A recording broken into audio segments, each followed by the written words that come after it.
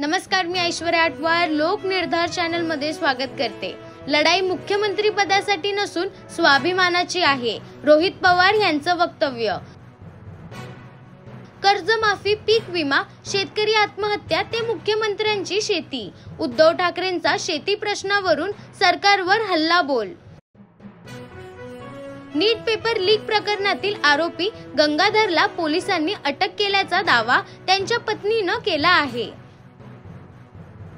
जरांगे नावाच्या बुजगावण्याकडून आमचं आरक्षण संपवलं जातंय। एकनाथ शिंदेंनी आमच्या जीवनात माती कालवू नये, लक्ष्मण हाके यांचं वक्तव्य। रन मशीन विराट कोहली याला साजेशी फलंदाजी करता आलेली नाही।